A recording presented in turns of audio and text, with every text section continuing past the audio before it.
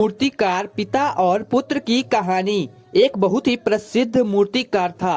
वह बहुत ही सुंदर मूर्ति बनाता था। वो चाहता था कि उसका बेटा भी उससे बढ़िया मूर्तिकार बने, और यही हुआ। जैसा कि उसने सोचा वही मूर्तिकार बन चुका था। वक्त के साथ साथ वह अपने पिताजी से पूछता था कि उसने मूर्ति कैसे बनाई, और उसके पिता हर बार इसकी मूर्तियों में कोई न कोई खामी निकाल देते थे। लेकिन वह पिता की बात मानता गया और अच्छी अच्छी मूर्तियां बनाने लगा।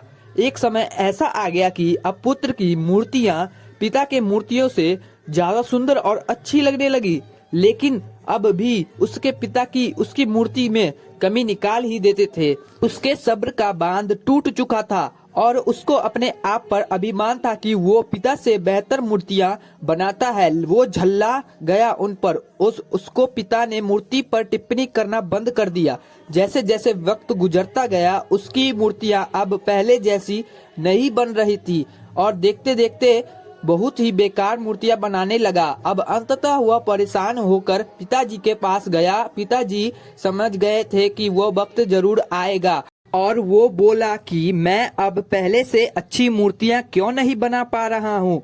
उन्होंने उत्तर दिया, क्योंकि तुम अपने काम से संतुष्ट होने लगे हो, इसीलिए। वो समझा नहीं। पिता ने कहा, जब तुम्हें लगता है कि तुम बहुत अच्छा मूर्ति बनाते हो और इससे अच्छी ही बना सकते हो, तो आगे बढ़ने की संभावना काफी कम है। हमेशा वही इंसान सफलता को आगे ले जा पाता है जो यह सोचता है कि कैसे मैं और भी ज्यादा अच्छा कर सकता हूँ।